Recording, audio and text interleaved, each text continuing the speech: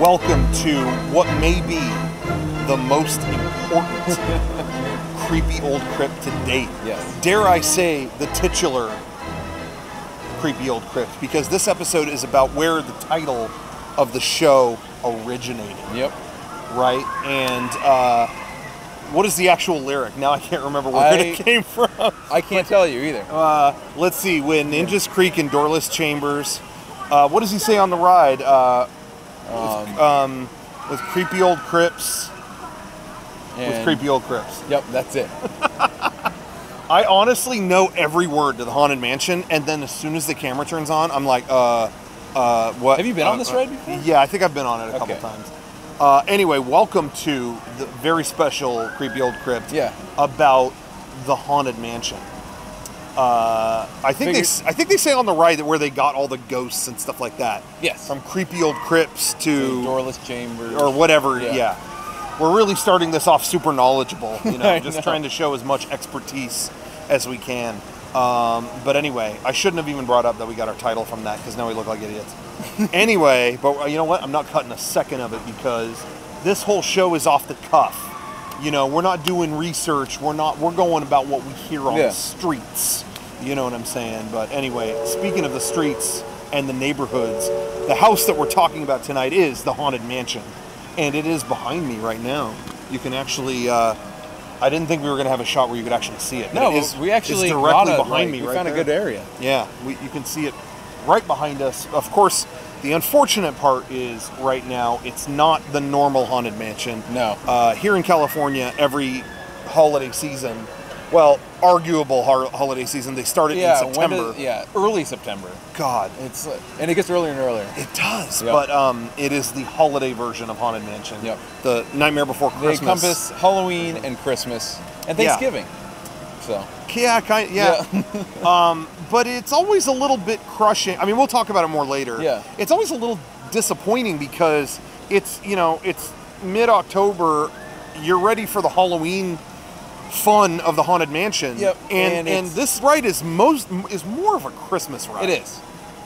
So yeah, and it's like, okay, yeah, Halloween's in a couple weeks and you can't do it. In Florida you can. Yeah, but nobody else changes theirs. Yeah, why do we have to change ours? I know, it's really dumb. Yep. But man, people love it. Anyway, you know who doesn't? Tim Burton. Yeah. We'll talk about that in a second. But anyway, we're getting ahead of ourselves here. Yeah. But anyway, the Haunted Mansion, we were debating when to do this episode because it's kind of one of the milestone episodes. Yeah. Because, oh my God, there's so much to say. It's one of the most beloved rides ever, one of the most classic rides ever. There's so much history to it. And I'll go on record. I'm just going to say this. Objectively, there might be better rides in Disneyland. Yes. You know, you could argue. Pirates is kind of like the quintessential classic Disney ride. Yeah. There's technical things in that are still an achievement 50 years later. Yeah. There's and rides since then that are super impressive. However, Haunted Mansion for me is my favorite. Is just my favorite.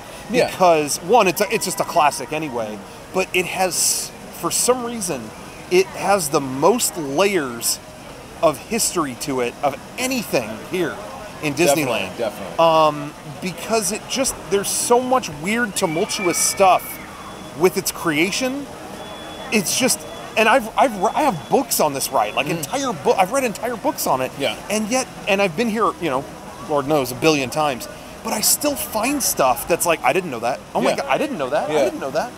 So, yeah, so it was always like, when are we going to do the Haunted Mansion episode? And then Halloween was coming up, and Kevin said, I think now's the time. Yep. So, here we are. Yep.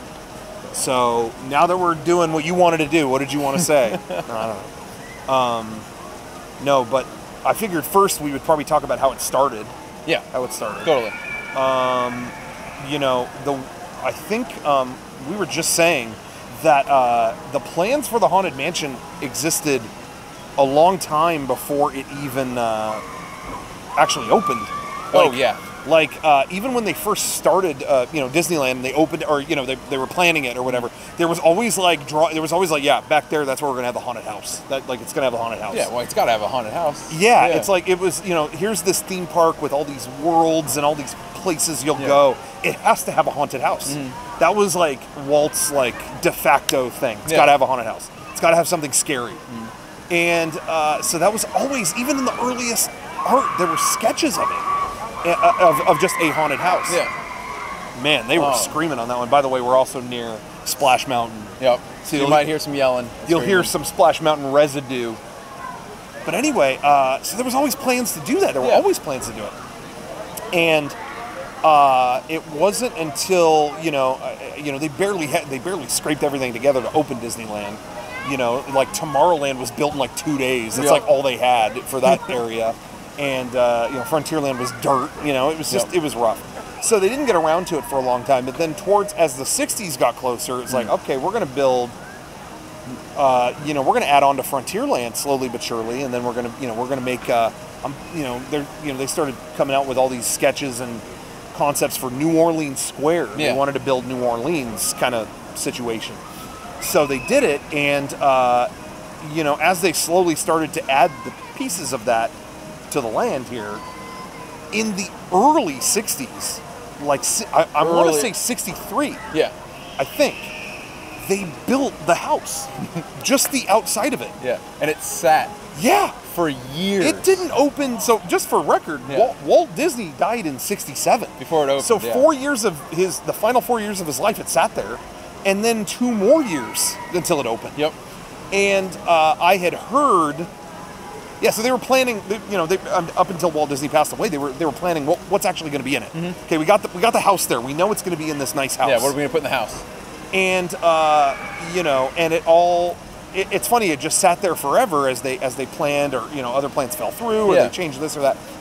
So they kept doing that. Fiddling with it, and I had heard also too, like it got majorly delayed by the World's Fair because in 1964, all the resources go into that to make. Yeah, Walt Disney went ape on the World's Fair. Yeah. He did the Carousel of Progress. Yeah, exactly, all that stuff. Yeah. So it just got delayed. So it sat there, and my own parents can attest to this. Mm-hmm. For years, there were rumors that it opened. It opened for like a day. Someone had a heart attack. It was so scary. Yeah, someone died and they closed it. And if you go online, like I've seen talks by Imagineers, I've seen whatever, where they bring up like, there were rumors someone died on it, and that's why we closed it. It sat there because someone had a heart attack, and it's so funny. Like without any influence of the internet, my parents knew about that. They were like, well, didn't someone have a heart attack? And it's like, oh my God, you heard that too. It spread. Isn't that crazy? Yep. Even without the internet, it's like, actually, it might have been better without the internet because you couldn't fact check it. Yeah. You just had to hear, like, okay, I got to believe it. Yeah, my grandma said someone died, so I guess it happened. Yep. But anyway, so it just sat there forever. And so it sat and sat. As they planned stuff, and we should say too, what they built was this nice, pristine house. You can kind of see it there, but if you ever look up a picture of the normal haunted mansion, it's a really nice, here in Anaheim in the original spot. Yep. Disneyland. It is a nice New Orleans, clean, looks like a white nice mansion, pristine mansion. Yeah. And I have to say, and we'll talk about there are other haunted mansions in the world, but I have to say, even though they're really cool ones, I really like the Paris one. Yeah. And the Florida one is cool. It's actually really well done because it was kind of done a little bit simultaneously, not long after this one, but none of them have quite the appeal to me as this one, just because the presentation. I think they missed that. Because the other ones are kind of big, brick, creepy houses. I prefer creepy. Yeah. And seeing the Paris one and how they like motorized shutters to like move on their own and stuff. It looks like it's about to collapse. I loved that. Sure. So I like the creepier looking house more than the pristine house. But I think it also... It fits the Paris one a little better, too. Yeah, because I can see that. The theme of Paris is that this town went to hell. Yeah. So I actually do like it there. So I'm not disagreeing. But compared to the other one, like I went to Tokyo and it was a scary cobwebs all over it mansion. To me, see, this is just me. I like the fact that, and I'll speak to when I was a kid and I went here for the first time. I thought it was so creepy that it was this nice looking house. And it's like, there's something bad in there. And I remember going there as a kid going like, this looks nice. No, when you go in there, you might get wigged out. What? Like that, the contrast of And as Walt Disney said when they were designing it, we'll take care of the outside, let the ghost take care of the inside. Yeah. So that contrast always creeped me out. But that's just me. You savored scary stuff your whole life, so you have a Since different I was perspective. born, I've loved scary stuff. I never did. Yeah. And so, to me, that was like, it blew my mind. Yeah. How does this nice house have something, like, what do you mean it gets bad inside? What? And it almost felt like I was losing my mind as I went inside, you know? So that's always been my preference. To me, when I was a kid, I'm like, this doesn't look scary. Yeah. Like, it's just a nice house. Yeah, I could see that. That kind of stuff. I could see that. Yeah. But anyway, so it's just personal preference on the design. Yeah. But this one definitely is different than all the other ones. Totally. For better or worse. Anyway, so they were trying to decide what was going to go in it. And the origins of what was actually going to be inside go, again, way back, as we've been saying. At first, I think how it started, and I don't, forgive me because I can't remember every artist who worked on it. Or who started it, I should say. But they started with sketches and stuff of a sea captain. Like, okay, this is going to be the house of a sea captain. He died at sea, or he came back and then died. Mm-hmm. I mean, there's a million different stories they tried to do. Oh, he came back and found his wife with another man, killed her. Yeah. Fun stuff. He came back and went crazy and hung himself. I mean, it just goes on and on. Yeah. It's just all these twisted stories. At one point, I think they even talked about, they wanted it to be scary. At one point, they talked about Headless Horseman being in there. Really? Like, you'd go through a graveyard, and at the end, the Headless Horseman, they were going to do some kind of effect where he ran at you. Oh, that's cool. And I don't know how they were planning to pull that off, to be honest. But the big effect that they wanted, the big effect that they had planned, though, once it became about a sea captain, was they originally, so just to start off, it was going to be a walkthrough. Yeah. The plan was not, and it's funny, Pirates started that way. It was going to be a walkthrough thing with Pirates. A wax museum. Until he found ride systems that he liked, that other companies that that's cool, I'll use that for this. Well, he did it for, Small World. Yep. Had the boats, and he's like, this rules. Yeah, I love this. But I think Haunted Mansion actually clinged to the walkthrough thing a little longer. Yeah. Because down to the end, it was going to be one. Yeah. Kind of, I think. But anyway, we're watching the last Mark Twain boat of the night go by. So you might hear a toot toot. Yeah. You might hear that in a second. I'm just warning everybody. Sorry, headphone users. Anyway. So the plan was, it was a walkthrough. Yeah. So one of the big, like, did I lie? They were testing out all these effects, and they started working with something. There's a technique they started playing around with called Pepper's Ghost. And Pepper's Ghost is an effect that goes way back. Yeah, it's not new. It forever. Yeah, it's like there's like Shakespearean plays. Yeah. So many people have tried to smoke cigarettes in this area, and they keep getting stopped by security. Yeah, it's not a smoking area. But anyway, there's a connection on this podcast or show or whatever you want to say with cigarettes. But anyway, there's always somebody trying to smoke a cigarette. Yeah. But anyway, so Pepper's Ghost. They learned this effect called Pepper's Ghost. They looked in old books and found there was an effect where someone on stage did battle with a ghost or something. Like it was done in some play by a guy named Pepper. Who's, I don't think it was Sam Pepper or somebody Pepper. Pretty sure it wasn't Sam Pepper. But anyway, where they would put him below the stage. They had a pane of glass over the stage, but they would shine light on the person down below the stage, and their reflection would reflect on the glass and look like... It'd be angled in a way that it would look like if you're staring straight on, it would look like you're on stage with that person. With a transparent version of that person. Yeah. So almost like a ghost. Yeah. So they were like, we can do some cool effects with that. So I guess however they did it, they had some way of doing it where they had an effect that made it look like the sea captain, he was going to tell you a story about like what happened to him. And then he was going to turn into a puddle. And I've heard it was an awesome effect. Really? Like still to this day, there isn't something that quite has that effect. Yeah. They said he was going to melt away into a puddle and scare everybody. Oh, cool. But what I heard was they were like, to reset that effect is going to take a long time. Like you have to everyone leaves the room, and then it takes 20 minutes to reset it or something crazy like that. Yeah. And then, all right, bring another group in. Yeah. there is no way they could have had any kind of capacity to do that. You know, like it would have. I mean, there would have been a 9-hour wait for that every day, so they couldn't do it. So they came up with other things, you know, and again, the stories kept going. You know, the bride. You know, maybe it'll be the story of a bride cuts her husband's head off, and you know. There's been a billion over. You know, we could go into each and every one of them, but it's become a souffle now. Now everybody thinks like this is a legit one, this one isn't, and it's been so many years that it's just been lost to time. Not a souffle, a casserole. I think that's a better idea. Just a mix of stuff in one thing. Anyway, so it just kind of kept going, and you know, but Walt was just like, pitch me ideas, let's figure them out.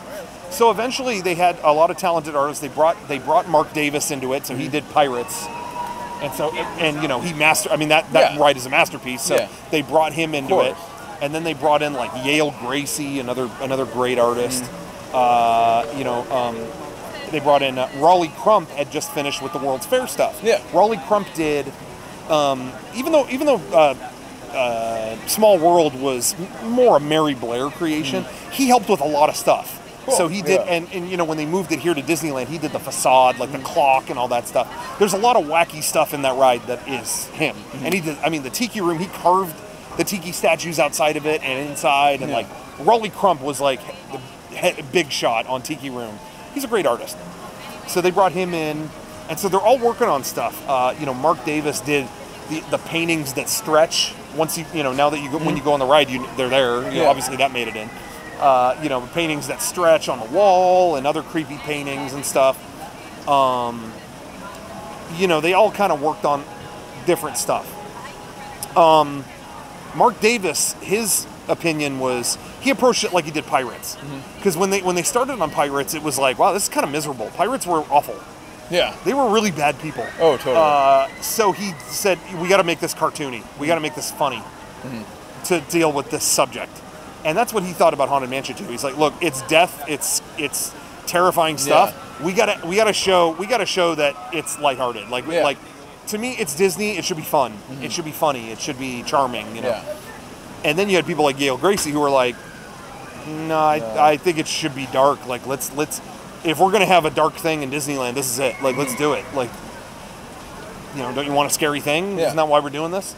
So you know, scary versus funny was a big debate. Big battle. Yeah. Meanwhile, Raleigh Crump is over in his corner, and he's going, I don't really want this to be just like the typical, like... Scary... cobwebs and skulls, you know. He's like, I think we should go weird. And so he literally did that, and he started to design all these abstract, goofy things that were, you know, completely bizarre. You know, a man made out of candle wax. A chair that had a face, arms coming out of the wall holding torches, you know, stuff that's just real, like nutty, like off the wall. And when they all got together to show those pieces to Walt was like, okay, cool.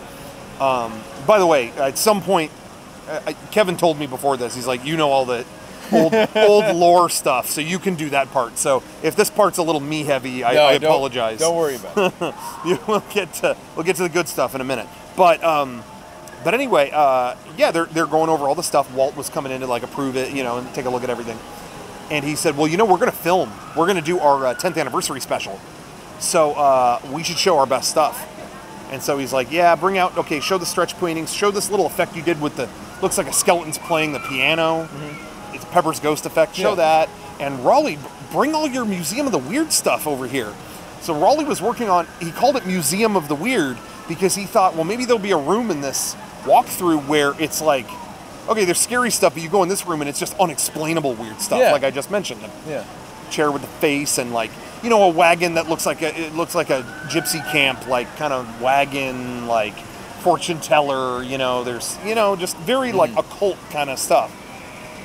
And so he's like, show that on there. And so it's like, okay, cool. I guess Walt likes the stuff. So if you ever look up that special, it's the it's the Disneyland like Tencennial special or something like that. He goes over all that stuff and he says, oh, and this is the Haunted Mansion and the Supernatural. And the Museum of the Weird. Like, he actually name drops all this stuff. That's cool. And he looks at all of it, and there's stuff that made it in, and there's stuff that didn't. And so, anyway, so unfortunately, Walt Disney died. And what happened is that once he died, it was like, okay, wait, what direction were we going with the Haunted Mansion? What do we do now? Everyone's waiting on this. What do we do? And how do we go forward? Yeah, and it was decided by people, okay, look, we're not going to get the capacity we want. Everyone's waiting for this. Yeah. It's got to be a ride. Yep. We've got to push people through. And good old, he's still, he's been doing events lately. He's still around.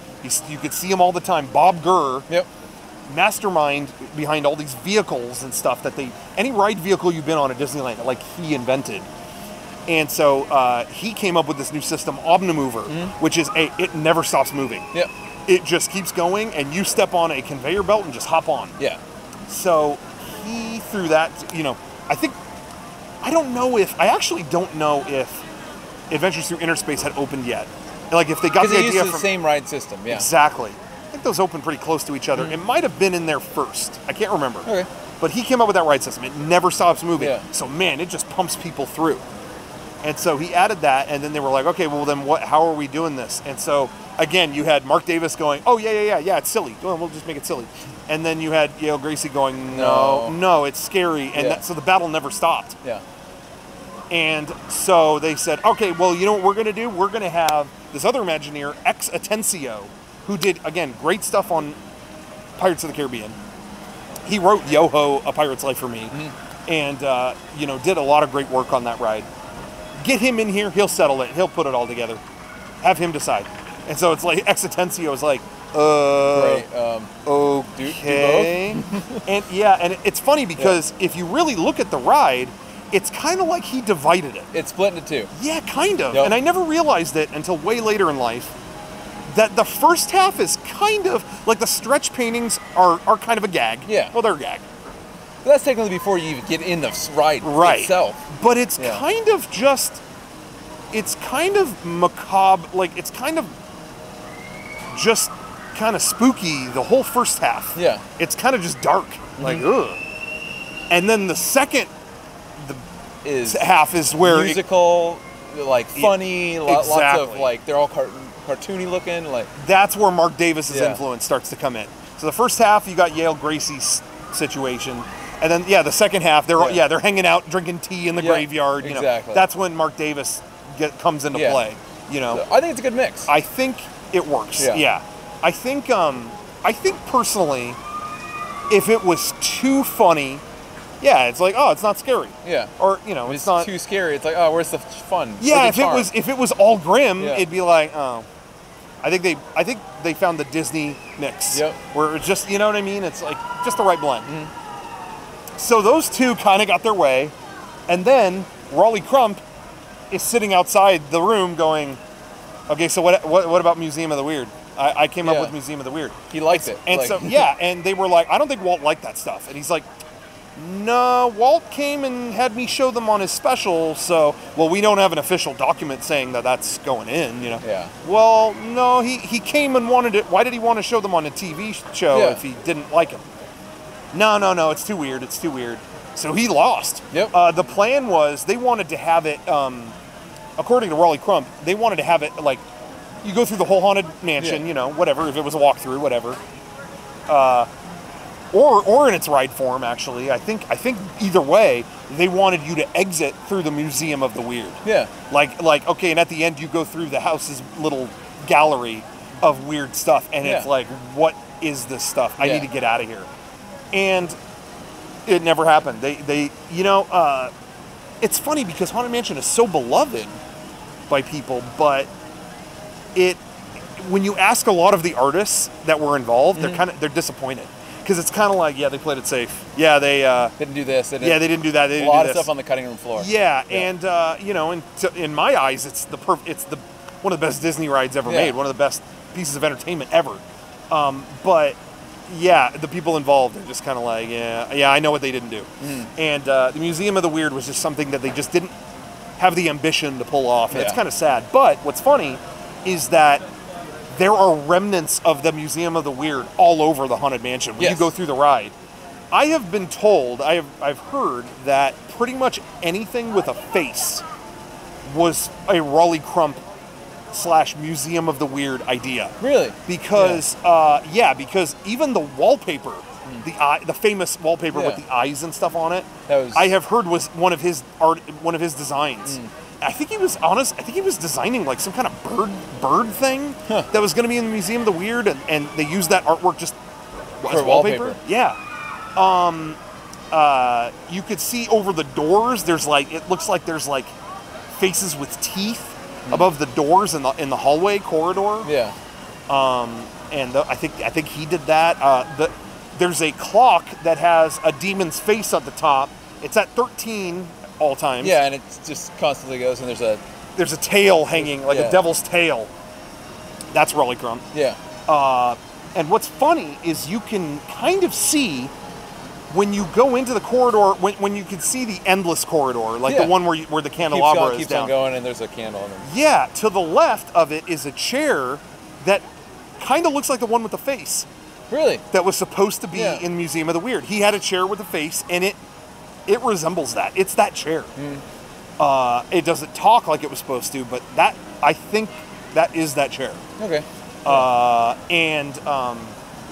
The wagon that was supposed to be in that he wanted to have in there, full of occult kind of stuff. Yeah. That is outside the Haunted Mansion in Florida. Really? There's a cart out there, and it's a little decorated different now and stuff like that. But if you look at it, it's like that's the same design. This was that. Like it got built.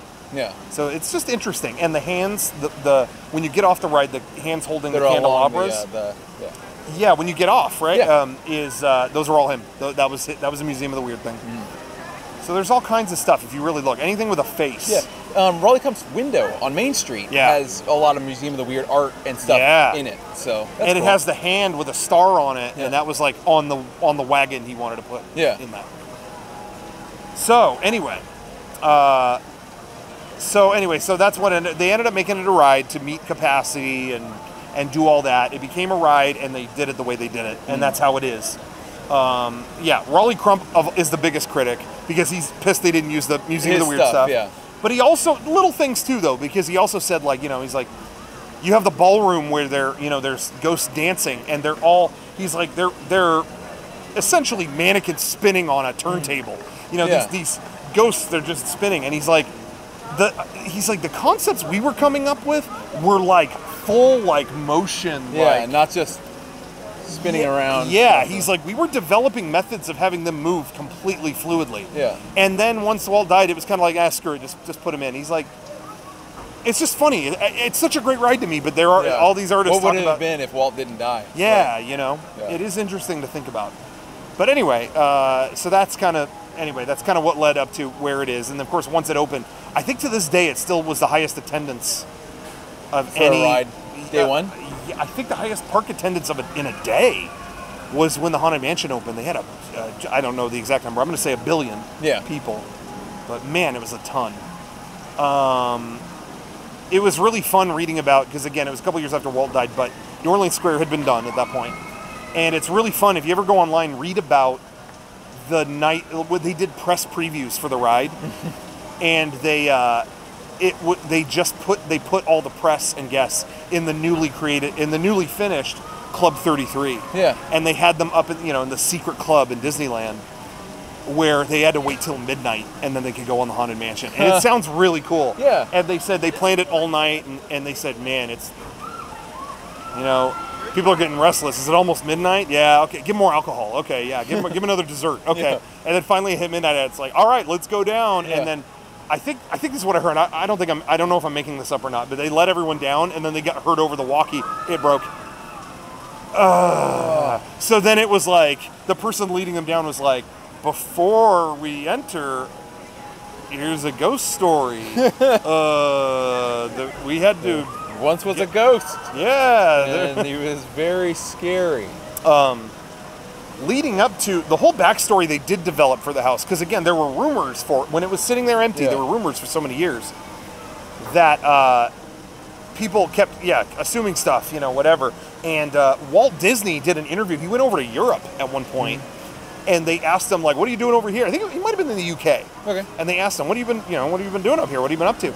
And he said on the radio, oh, you guys have some of the oldest ghosts here. You guys have some old spirits. So just seeing who wants to move over to California. Just seeing, he played it up. Like, hey, we're gathering ghosts. So of course. you can help me with this or get out of my way, basically. We're filling our house up.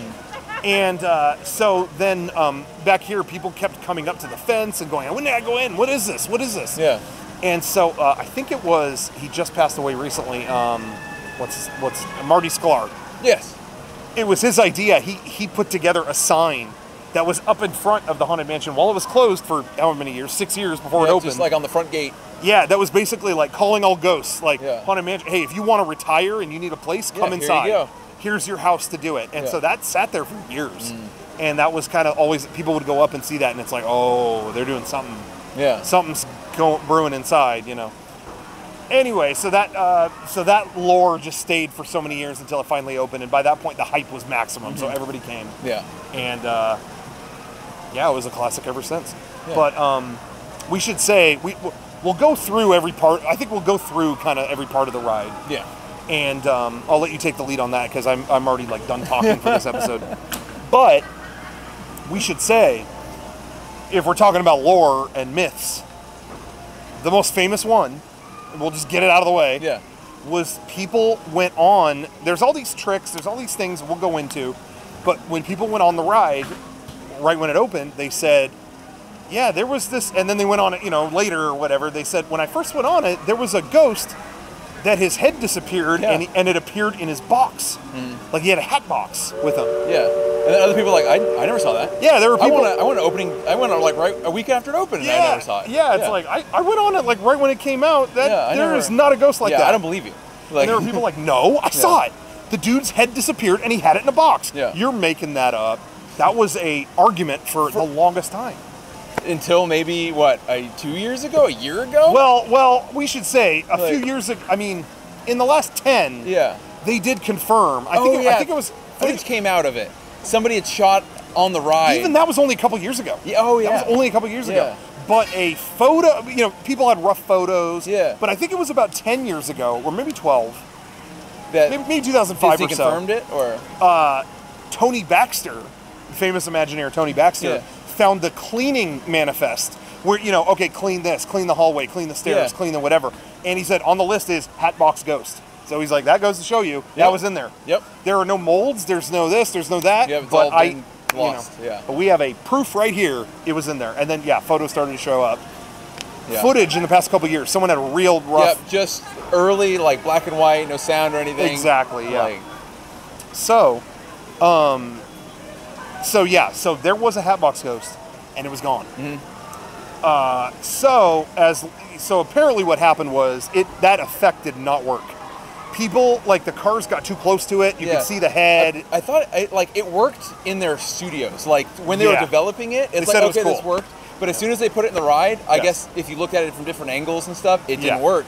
And they're like, this isn't working. They were like, screw it. Yank it. Yeah. But that really did go on for decades and decades. Yep. And every year, as Kevin can definitely attest, we can all attest, that every year, so they would close it for the holidays to put the holiday version in. Yeah, it'd be closed for like a week or 2 weeks. Yeah. Yeah. When they would bring it back, every single time, there would be the rumor, I hear they're bringing back the Hatbox Ghost. Yep. Yeah, I don't think they're going to. No, my friend's cousin said they are. I heard it. My uncle works at Disney. My uncle works at Nintendo, and he said they're adding it for sure.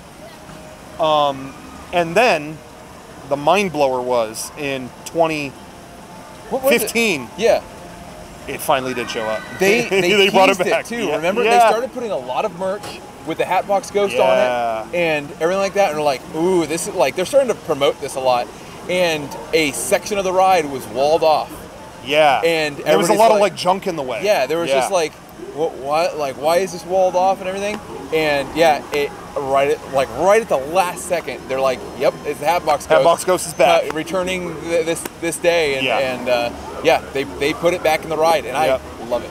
Yeah, they did a great job. Now, what's funny is over in Florida and some of the other ones, they've made changes where I mean, we're kind of getting ahead of ourselves because we're going to go through. Yeah, I guess they did do the last one. Nope, that wasn't.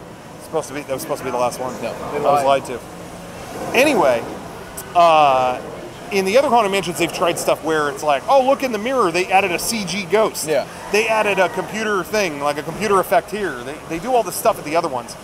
Here in California, there's a real emphasis on keeping it all analog as much as they can. Yeah. Keeping it like, okay, maybe they could have done this in the 60s, which I love. Yeah. With the Hatbox Ghost, it's a physical ghost. Yep. And all they do is that there's some kind of, he has a projected face. Yeah. But however they do it, it works great. He has a projected face on a physical head, and then the physical head disappears. Yep. And then it's in his box. I've heard some people say, oh, it's CG. I hate CG. It's animation. Yeah. But it's projection. And projection has been in the ride since the beginning. Yeah. There are singing busts with dudes' faces on it. That effect has always been exactly. So anyway, it's more analog than I think people give it credit for. Definitely. Anyway, the Hatbox Ghost, that's a legend that was there. Okay, yep. Whatever. But I think we should rewind it a little bit and just talk through, when you go in the Haunted Mansion, what you experience. Yeah. So you should start with that. From the very beginning, like, basically you go through a main gate to go there, which I think is really cool. Yeah. And then you walk through the cemetery and everything like that. Oh, we should talk about that. Yeah. There are when it opened, or at least towards the beginning, there were tombstones outside. Yes. And they were tombstones for all the big artists that worked on it. Yeah, they were up on the hill and everything, and they had names of people that worked on it and all that stuff. Yeah. And when did they yanked those after a while? In like 2000. Yeah. They were there that long, 40 they just years. Removed them. Yeah. Or 30, 31 years, yeah, whatever. And it's like, well, why? Yeah, I think they were working on something and just never put it back. I think they were, honestly, this is my guess. I think they were originals and they were in disrepair. Oh, and I think if you had something rotting away up there with that much history, you're going to take it and you're going to put them in your warehouse and keep them as pristine as possible. Yes. And then, I think Ex Atencio, the Imagineer guy, I think he kept his in his backyard. I'm sure. I think if I had one with my name on it, I'd go, hey, could I have mine? Like, there's pictures with him in his backyard, so he has it, the original. Yeah. But anyway, they took him out, and I think that's why. Did they replace him with anything? I don't remember. No. No, it was just kind of like a creepy hillside, and that was it. Like, and the tombstones came back a year ago. Yeah, not too long. They just after I think they were bringing it back from one of the holiday overlays, and it had them again. Yep. And I think their new names and stuff on it.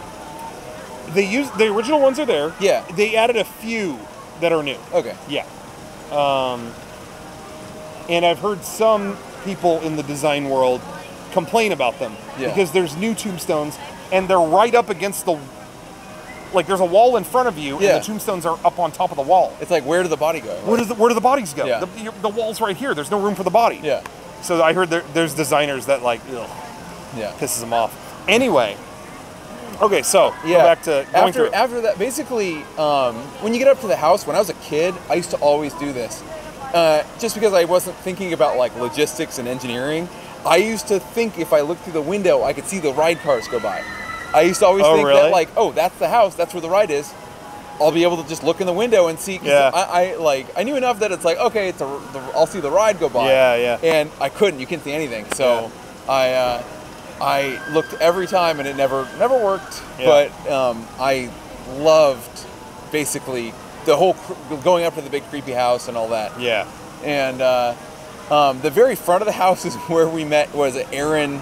Aaron Paul. Aaron Paul. They stop you like they don't want. It's not a continuous thing up until the stretching room. They stop you and then let that fill up and then they take them in and stuff. And then once that's empty, they let more people in. And into the foyer. The foyer of the place. And while we were stopped, we were like we were the one stop there, and they can let people up the steps to go into there. And one of the people they were letting up the steps. They cut Aaron Paul in. Yeah, with him and like a bunch of like fans and kids. He invited fans. Yeah. Because he's awesome. Like, and this was right as the finale aired. The peak Breaking Bad popularity. Yeah. And he cut in front. They cut him in. Yeah. And to his credit, he said hi to us. Yeah. We did not. He was just like, hey. He was like, hey. Yeah. It was like, oh, that's cool. Hey, good to see you. Okay. Yeah. So we had our Haunted Mansion experience with Aaron Paul. It was a really fun ride, bitch. So that's just a little parody. That's a Breaking Bad parody. Sorry about that. There's a kid over there. I don't know why there's kids at Disneyland, but anyway. Yeah. Come on. Anyway. Yeah. So that was cool. But anyway, so we go in. Okay, yeah. So you go in the main foyer. You have the foyer, yeah. Where they play the music and they have a giant chandelier. And basically that's the loading area for the two stretch. There's two stretching rooms based on how busy it is. Because sometimes they'll run both, sometimes they'll run one. Yeah. And you're just waiting in there and they do the initial spiel there. Yeah. Before they load you into the stretching room. And I will say, like, before we go into the stretching room, I loved watching that live footage of the people who got to stay in the stretching room overnight. Yeah. That was, I forgot about that until just now. Some people won a contest where they got to stay in... Yeah, they turned into a room and they got to stay in that room all night. Yeah, in the Haunted Mansion. Yeah. That was fun. That was so, and it was a live camera all night. They didn't sleep all night because obviously they were being so scared all night. Disney was scaring them, the whole time. Yeah. They were like throwing spiders on them. That was so awesome watching that. But yeah, the stretching room is basically the elevator down into the actual ride room. Yeah, they enclose you in a room and then they suddenly tell you this chamber has no windows and no doors. Yeah. And you turn around and you realize, which by the way, the first time I went on it as a kid, I never saw them close the door. Yeah. I didn't know it was an elevator. It's just quiet. It just slowly closes. Yeah, so you start to see this room stretch above you, and I'm like, oh my God. And then you hear the voice go, this chamber has no windows and no doors. And I look around and I'm like, oh my God. I remember the first time I ever saw that, and I'm like, whoa. Yeah. That's like, that effect got me. That scared me. But anyway, so yeah, it's what it's actually doing, it's an elevator to take you down. Yeah. And because you need to get on this ride, the ride building is over the berm in the park, so you actually have the train goes over it, so you kind of have to walk under it. You have to go down underground and go under to go on this ride that's on the other side of the berm. So that's what you do. But that's one of my favorite parts of the whole ride. Yeah. The painting, stretching. I've always I smell another. Is it more cigarettes? Yep. Everyone thinks it's a smoking area. Everywhere we go, they think it is. Yep. But anyway, my favorite, by the way, my favorite stretch painting was always the prestigious looking politician, and then it pans down and he's in his boxers on a thing of TNT. Yeah. That was always my favorite. What was your favorite? My favorite is probably the one on the tombstone. Basically, it's just a woman sitting, and then as it goes down, you realize she's sitting on a tombstone. I forgot exactly what I can't remember what it says. Here lies George. Yeah, something like that. But that's my favorite. Yeah, that's up there. But my favorite thing, like, it goes through the spiel. My favorite thing of all time, and I still love it to this day, is when there's always my way, and then it just cuts the lights. Yeah. And you look up, and it's basically a hanging skeleton. There is a dead man hanging. Yeah. That's the finale of the stretching room. Of that, yeah. Again, the first half of the ride is grim. Yep. It is. It's the perfect contrast to the silly stuff later. Yeah. But man, it's like, dude hung himself. There are actually photos taken of that up close. Yeah. I don't know how and stuff, but taken up close, and the detail's amazing for something you don't really see that well. I've seen it too. They just they put a lot of detail in it for something you see for a little bit, and it's really, really high up there. Totally. Yeah. It is impressive. Yeah. But man, every year I look at that and I think, how long until they get rid of that? Yeah. A dude hung himself. It's really great. I just can't. I don't know. But you know, the whole Haunted Mansion is done in such a kooky atmosphere. Yeah. You know, like by the end of the ride, it's fun to be dead. Mm-hmm. You know, it's like the theme. Yeah. It's like, you know, don't worry about dying. Look how much fun we're having. Yeah. I don't know. The whole thing is ooky. You know, but so maybe it'll stay. I don't know. Yeah. But it is kind of that's a dark Disney moment. Yeah. But anyway, so it's always my way. Boom. You see that. Doors open up. Now you're in the hallway, basically. Yeah. The portrait, I guess what would you call it? It's a hallway, but it's got all the portraits of the Gracies. Yeah. Step into the gallery. Basically. Yeah, that's gallery. That's the word I was looking for. Yeah. And Yeah, that I think is where it goes under the berm. Yes. That's where the tracks go over and everything. Yeah. It's a small detail that I've always loved, but there's a storm going on out the windows. Yeah. And I love looking at it because, actually, but I think during the holidays they add some like cutout thing in the back, and it looks so stupid. Yeah. But I love stormy stuff. Yeah. Especially like on the tiki room when it goes like that. And that's great. I love looking out at like the stormy outside. Out the windows. I totally agree. And what's interesting how the ride has changed over time. Yeah. Is that in the original plans, in the original artwork and everything, the plan was always to have there be flashes of lightning, and in the flashes of lightning, the paintings change. Yes. So, like, they're nice paintings, and then only during the flash of lightning, you see what they really are. Yeah. They're monsters, or ghosts or whatever, skeleton. Yeah. And it never worked. So, for the majority of my life, when I would go in there, those paintings just faded. Weren't they like lenticular, or did they fade? I think they went through phases. Yeah. Where they were lenticular, like you'd walk by and they're changing. And everything. And then I think at one point they faded from one to another. I think. Now, maybe I'm wrong. I don't remember a lot from when I was a kid of those things. I think it faded at one point. Only since, like, I want to say 2009, they got it to where now when the lightning flashes, they change. One thing I do love is they do that a lot. Yeah. They will go back to old things that never worked, and they go, how do we get this to work with our technology today? And they'll put it in the ride. They've done that with a bunch of different rides. They did it multiple times in here. We'll go over that. Yeah. But I want to say this before I forget. Not even in the ride. Sometimes good ideas always survive. Yeah. And my favorite little example of that is if you've ever been to, well, I'll start by saying, in one of the parts of the Haunted Mansion, again, they always bring in the sea captain. There was always supposed to be kind of some nautical stuff. And even if you look at the Haunted Mansion now, at the very top, there's a weather vane, and it's a ship. Yeah. So there's still hints of, like, someone at sea, And one of the plans was, on the mantle, somewhere, there's going to be a ship in a bottle. The classic, a ship in a bottle, boat in a bottle, whatever you call it. Yeah. And there was they had an effect in where it would be a shipwreck in a bottle, where lightning would strike and you'd see it go and crash into a bottle or collapse inside the bottle. Yeah. And they could not figure that out. And so on the shelf, that idea went. And just in the past couple years, how long has Trader Sam's been open? Yeah, it's not for very long. 9 or 10? Yeah. So they opened over here at the Disneyland Hotel. They opened a tiki bar called Trader Sam's. Yeah. And behind the bar is a ship in a bottle. And when you order a drink called the Shipwreck, whenever you order drinks there, it affects how the bar looks. Each drink does a different effect in the bar. Yeah, you order the Krakatoa and everything turns red. Yeah. And you start to hear volcanoes and stuff. It's a great place. I love Trader Sam's. You order the Shipwreck, and behind the bar, the ship in the bottle breaks and sinks in the bottle. So that effect survived. Yep.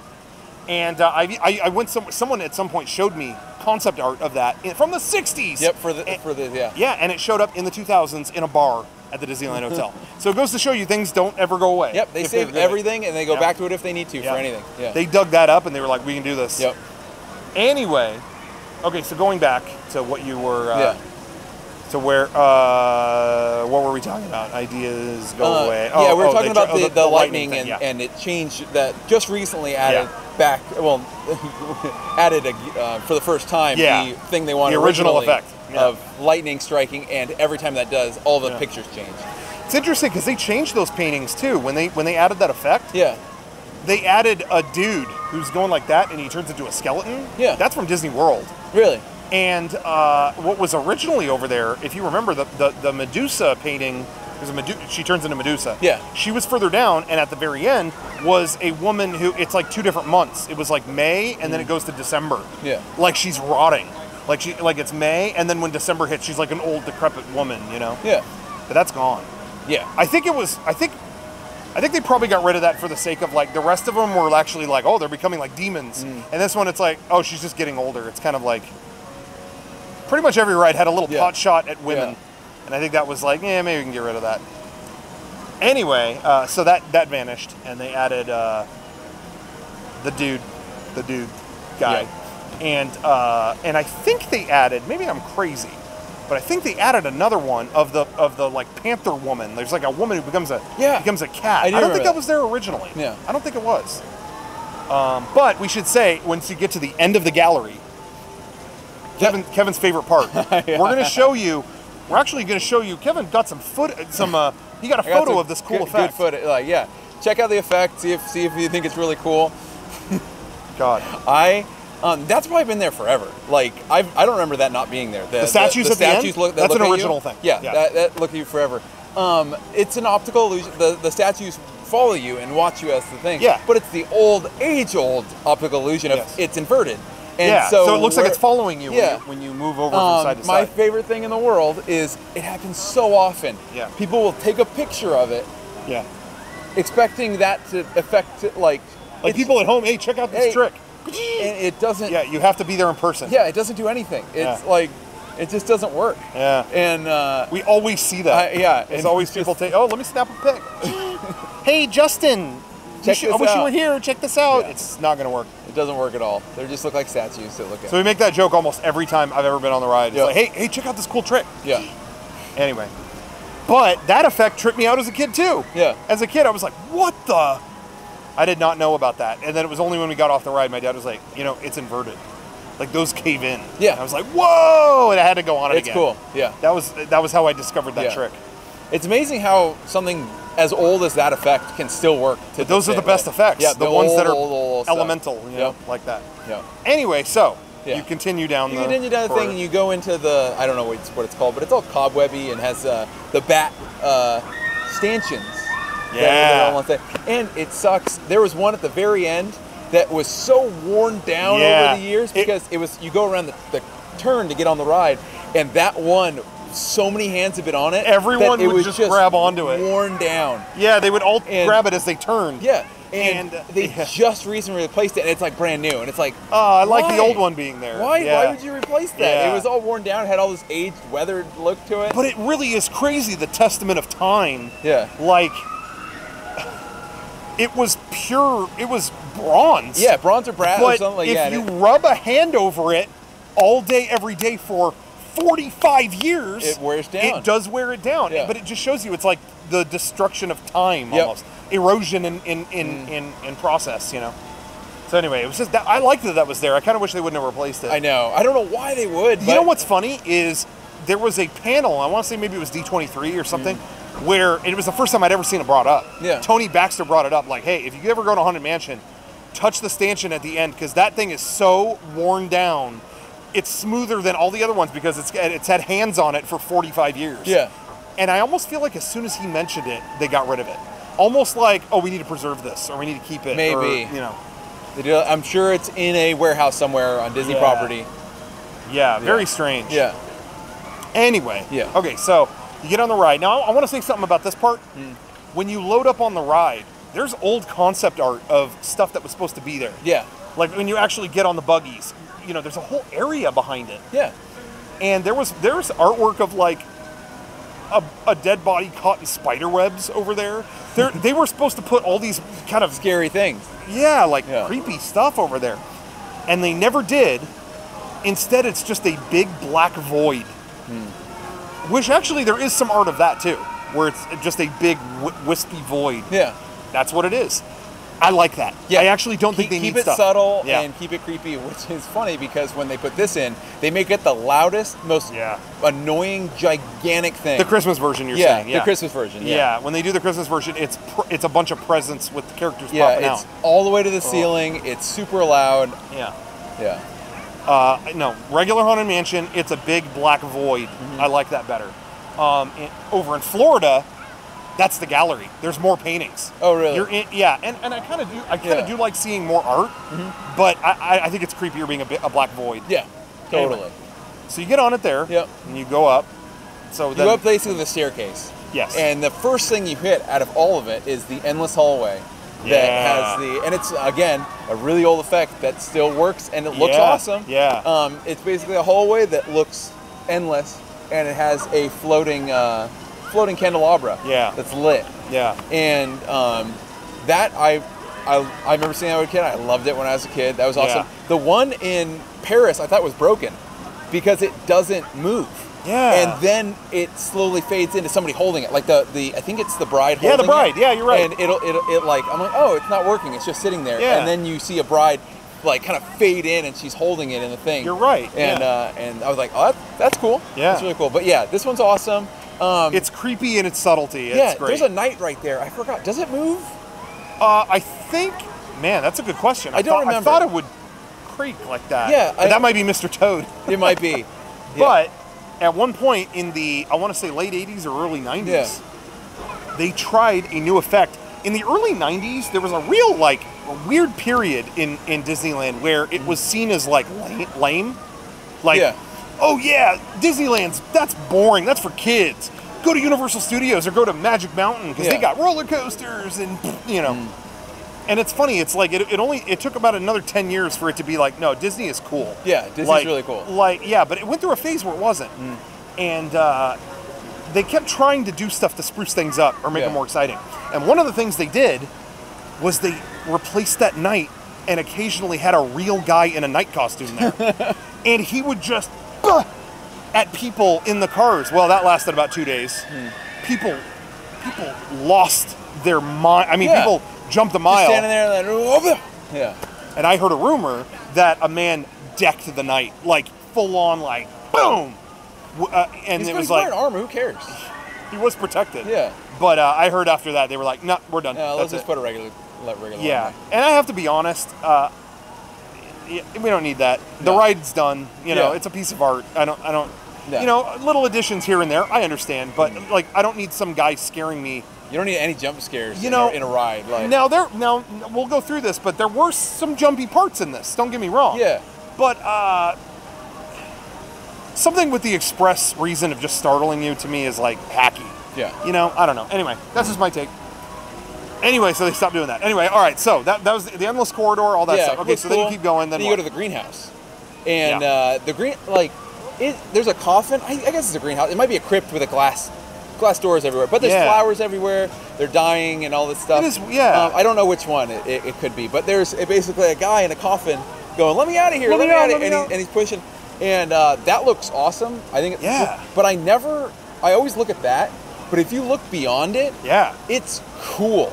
The background of that scene is maybe my favorite part of the whole ride. If you look through the glass, it looks like there's just dead, kind of creepy trees. It looks like a misty forest. Yeah, and I think it looks cool. And I always forget to look, you're looking at this coffin and this guy's stuck in it, but if you look beyond, it looks great. Yeah, see, I'm the opposite. I always look at I'm always like, well, that background, wow. And I never look at the guy in the coffin. I'm always like, you know, oh, no, show me that. Totally. The guy in the coffin, that is Exitencio. That's his voice.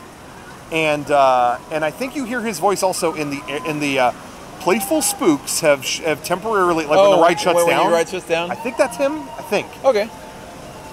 He is also the voice of the skull in Pirates when you go on Pirates. Oh, and Avast there.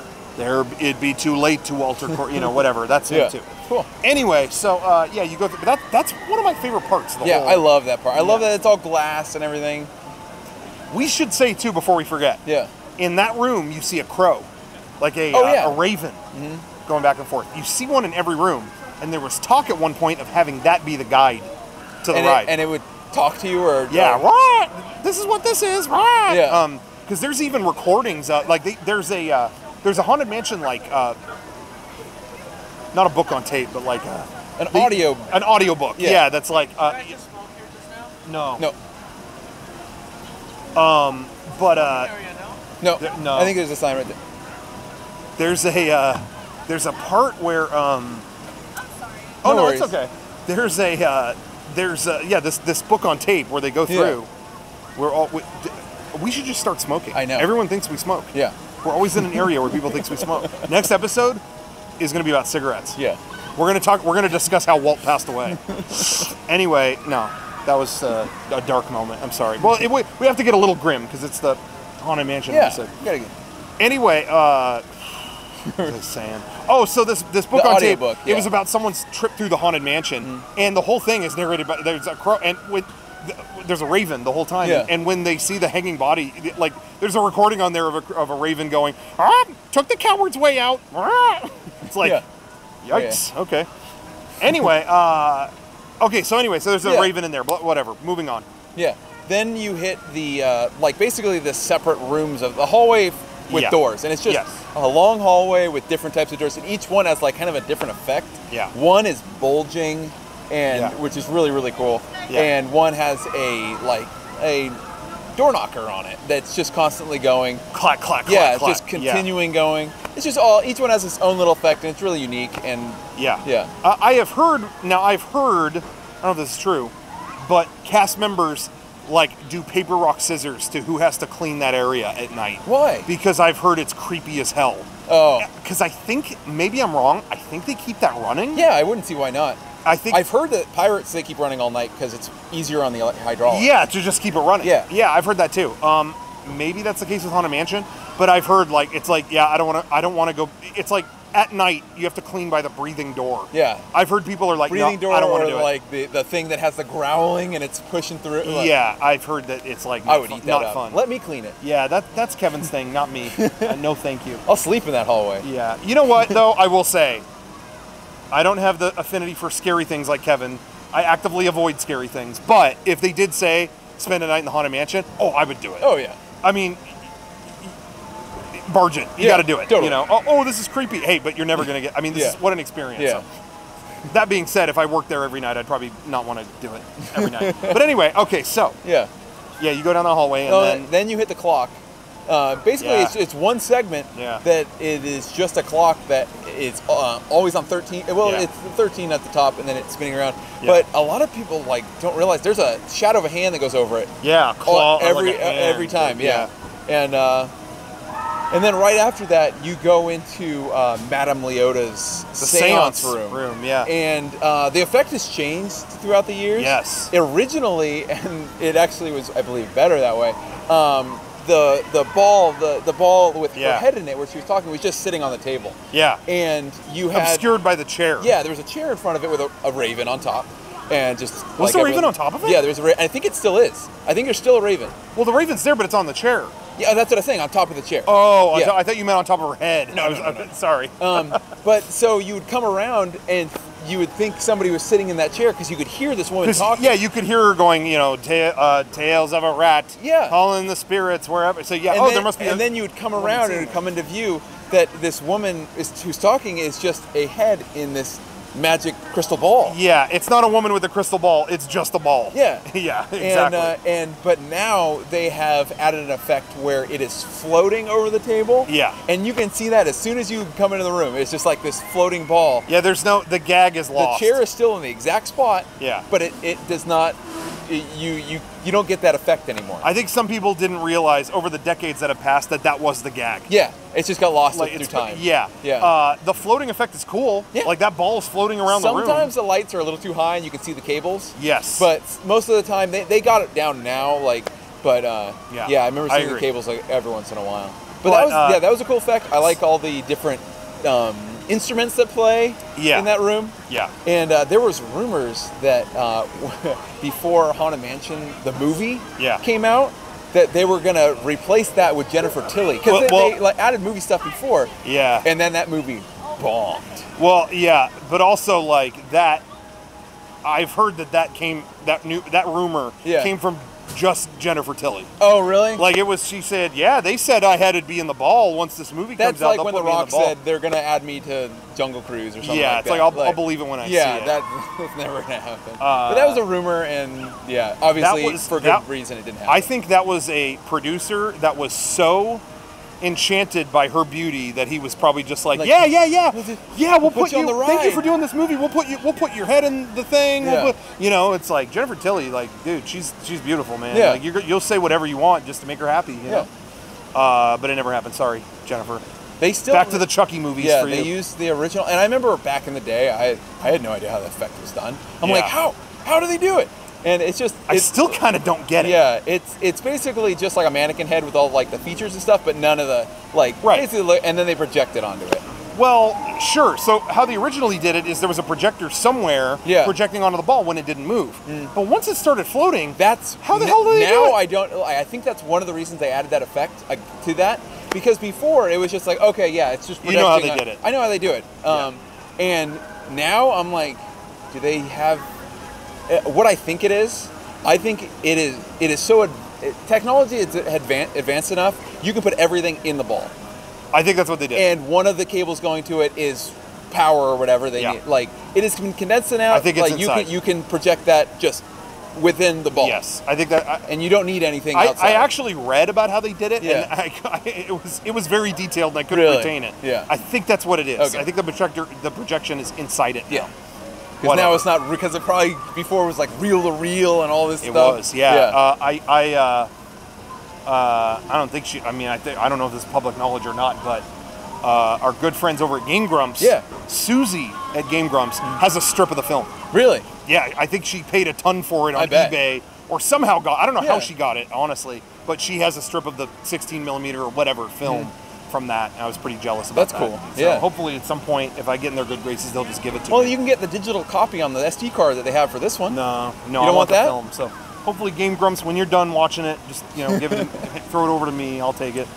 No, but anyway, yeah. So anyway, so that's a fact. Okay, so moving on. Moving on, and now you go into the main dining area. It's the biggest room of the whole thing. Yeah. Actually, other than probably the graveyard, but it's where all the Pepper's Ghost effects were put. And the ballroom. Yeah, that's it. The ballroom. So you're just looking. You're really high up. You're on a banister. There's a balcony. Yeah. Basically, just a banister along it, and you're looking down, and you can see there's dance going on. Yeah. People eating at the ballroom dancing. There's so much going on. The paintings are coming alive and shooting at each other. They're two gunsmen that are dueling. They're dueling, and they turn around and they shoot at each other. Which those guys are Pirates characters. Yeah. They're molded after. They're like originally from Pirates molds. Yeah. They're pirates basically. Yeah. They've used molded a lot. Yeah.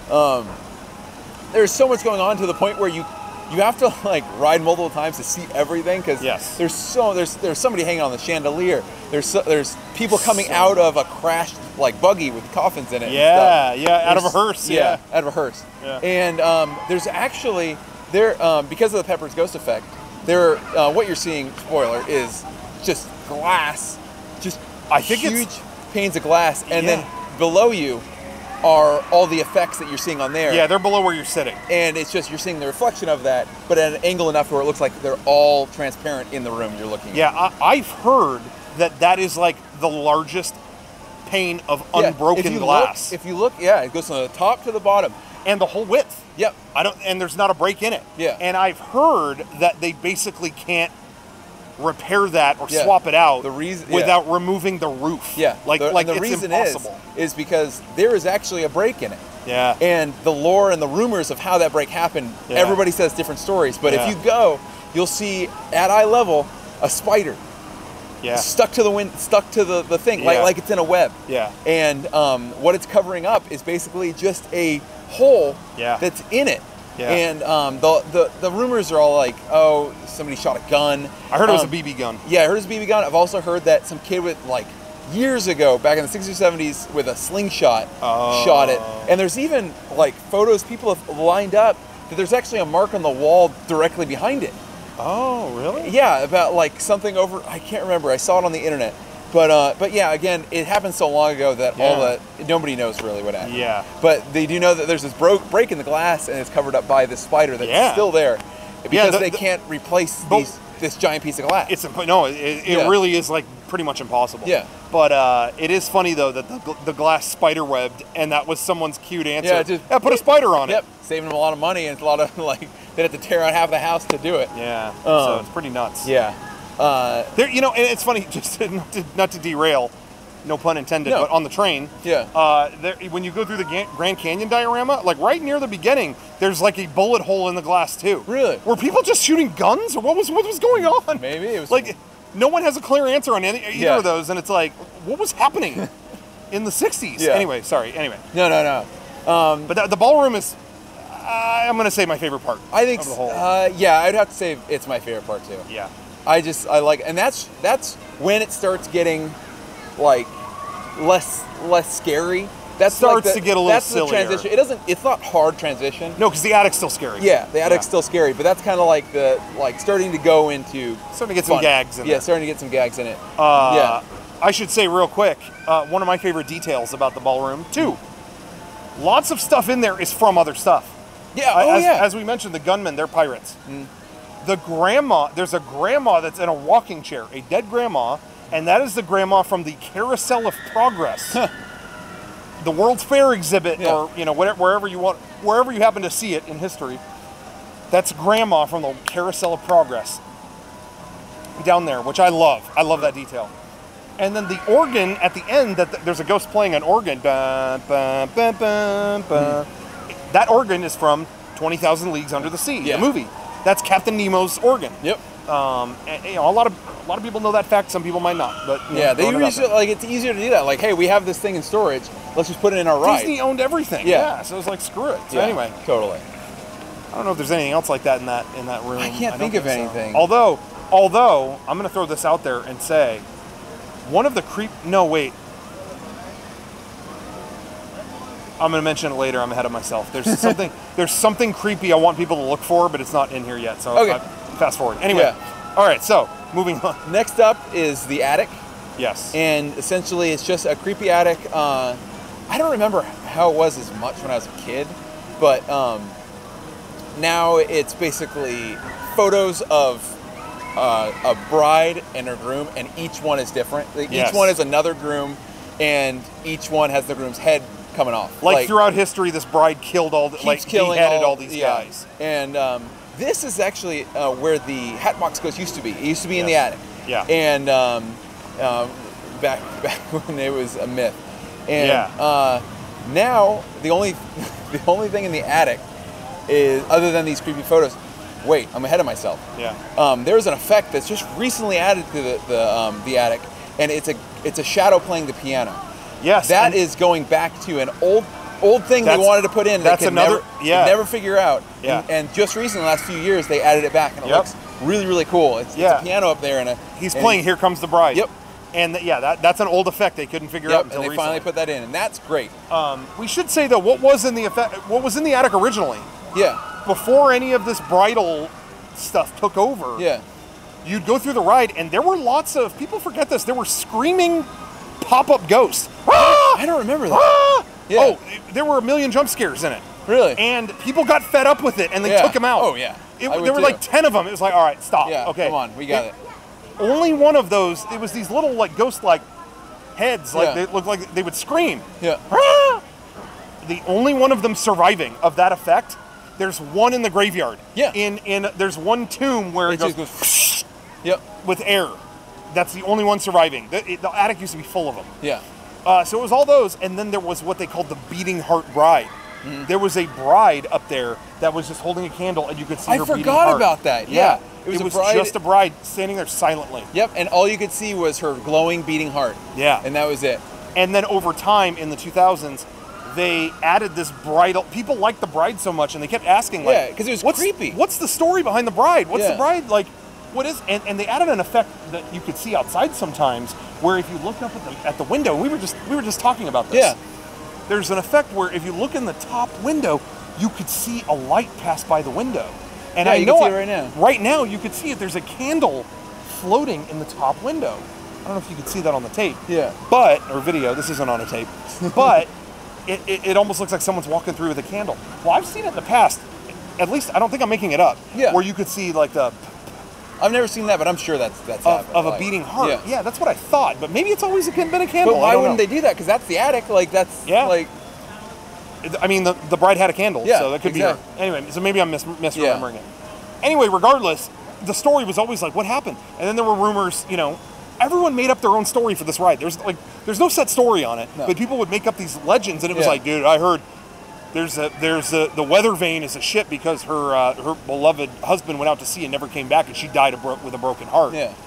And so that's why her heart was beating. But it really was just like a bunch of weird ideas thrown in. But anyway, in about 2009 or so, give or take, I think, is when they added more bridal stuff. They said, well, let's give her a real, like, interesting thing here. Give her a whole room. So, so the attic became like her thing where you see all these beheadings. Yeah. And now they have an effect where it's a more animated bride, where she says stuff to you. Yeah. And it sucks. It is the worst. That's the only thing they've added over the years that I think that sucks. That is my least favorite thing on the ride. Yeah. That is by far, the effect isn't that great. No. What she says isn't that, it's all pun, like till death do us part. And it's like, I get it. I don't care. It's a dumb joke. I did. And then the axe appears. It's like, shut up. Yeah, and it spits in the face of what I said earlier, where they try to make all the new effect. Anything new they add, they still try to make it feel analog. Yeah, that doesn't feel analog. No. It feels like a dumb projection, and it doesn't. The projection's not even that good. Not that there's anything wrong with it being projection, because there are other projections, but it looks like After Effects. Yeah, it doesn't look good. It wasn't done right. Yeah, well, it looks goofy. Yeah, it's corny. Yeah, it just doesn't work. Yeah, it was better when she was silent and you had to assume what happened to her. Yeah. I don't even mind the paintings of the beheadings. No. Because that kind of shows you like, oh, yeah, I think she killed these guys. No good. Yeah. I think that would be stronger if you saw her creepy in the corner with the axe. In Paris, she's faceless. Yeah. Like, she is, like... It's terrifying. She has stuff on her face, like, you can barely see her face beyond it. Yeah. And it's so much creepier than this like thing in the corner. But in Paris though, even though you said she dominates the ride. Yeah, she's throughout the whole thing. She's throughout the whole thing. It's her ride. Yeah, it's great. You know, I think they wanted to have it. You know, like let's give this female character a stronger role, a stronger presence. I think you can do that without cheesy dialogue. Like like. Again, Paris did it right. Not that I want him to put the bride in every room here. It's not appropriate for this one. But the one in Paris, that's the story. This bride her husband died, or she got left at the altar, or whatever. So it's her. You know, there's one room she's crying. There's one room she's looking over everything, without saying anything. It's her ride, and I think that's cooler. And I think it's than having a bunch of cheesy puns. Yeah, you know, I didn't like it. Yeah. Okay, directly after that. Yeah. Is the Hatbox Ghost. So now that they added it, there's a ledge with the Hatbox Ghost. Yeah. And he's got his own little spot and everything, and we'd already talked about it. Yeah. It's a cool effect. If you've never seen it, by the way, if you ever go on the ride here, people miss it all the time. Look behind the Hatbox Ghost. You know, I know you get distracted by him. Exactly. But look behind him. Great detail. There's like a door open behind him, and you can see like bats clinging to the ceiling. Like there's bats like hanging up there. They like, do a lot of nice little details. Yeah, like that. It's great. So anyway, if you've never seen it, look back there. It's hard to see, but it's there. Yeah. Anyway, yeah, you're saying that, and after that is basically you go backwards down. Yeah. It's not a staircase or anything, but you're going backwards, and it's one of my favorite parts of the ride because as you go backwards, there are all these trees basically looking down at you like this over you. And when you're basically just going down into the graveyard. But you were saying that there was actually rumors that those trees are designed to move. They just never used it. It's a myth. We don't know for sure. But supposedly in the manifest or whatever, the plans, or the blueprint or whatever, those are listed as the moving trees. Yeah. Like they are, like all the plans show them moving. Yeah. And if you look at them when you're going down, it's like, they look like they should move. Yeah, totally. I never noticed that until, honestly, the last couple of years. It's like, whoa, these were planned to do something. It'd be cool if they moved. But again, leave it as it is. They should turn it on and not tell anyone. Like, what the? Yeah. Anyway, now, if, you know, people always, as I said, people are always trying to make their own story for the ride. There isn't a linear story for this ride, but people try to make their own legends. Yeah. But one of the common held theories, and I actually think is kind of a fun theory, is that as you head, because this is the part, you're going down into the graveyard. Yep. The rumor is that you die. The rumor is that the reason why you go out of the attic and then you go backwards like that down into the graveyard is it's supposed to simulate you fell out of the window, you died, and now you're one of them. You're in the graveyard with everybody. Let's have a party. We're all dead. Yeah. That's what I've heard, and there's been a lot of people going, that ain't true. But I don't think it's the worst theory. If it's made up, it's like, I can see that. Okay, totally. You fall backwards out the window, you're dead, let's party, you know. So anyway, whether that's true or not, it's kind of fun. There at the bottom, you see the only human in the whole ride. The only non-ghost character in the whole ride. And he's the caretaker going. Yep, looking around, his legs are shaking. Yeah. Isn't his face used in other things? Isn't he? Yes. Like, that mold for the face is used in like Pirates and. Yeah. Where in Pirates is he? I can't remember. He is one of the people as Carlos is getting lowered. Yes, he's there. He's one of the people in line. Waiting in line. He's scared about that. That was also used again in 1982 in Epcot when it opened. They had the ride World of Motion. Yeah. And there is a car accident in that ride where all these trucks old cars have turned over, the chickens got loose, it's a huge mess. Yeah. And there's a guy who sticks his head out of a manhole like. Yeah, it's the same. And it's the caretaker. Same face, Yep, yeah. it's the same thing. And then when that ride closed, the chickens from that went over to Pirates, and it's a whole snake eats tail situation. Anyway. If you look at the caretaker's clothes, they are so bright. Because it's such a dark area that they have to make it like saturated. If you turn all the lights on, I'm sure that guy would be dressed in just like neon. It's just super bright colors, but because it's so dark and dim, it looks perfect. Once they, at one point in time when they had the Disney Gallery up above in New Orleans Square, which I missed that. I loved it when it was an art gallery. Great. We don't need the Dream Suite. Make it an art gallery again. But anyway, they when they converted it over to the Christmas version, they took the caretaker and put him on display in the gallery, and he was in neon clothes. I mean, bright purple, bright green. It was like, whoa! Because he's never out of a dingy lit area. Yeah, so they had to do that. Yeah. It goes to show you the level of detail and work they put into planning each part. Totally. Yeah. So anyway, so then you go into the graveyard. Yeah. Which is basically a party. Yes. And this is where Mark Davis took over the ride. Music's playing, everybody's having fun. It's basically just all these ghost skeletons, everything having a good time in a graveyard. And there are so many things to look at that you see new things all the time. There are I didn't see till a few years ago. There are ghosts on bicycles way in the back, and all that. There's cats and all this stuff. That's what I was going to bring up. The ghosts on the bicycles, if you ever get a really good look at them, that's the scariest thing in the whole damn ride.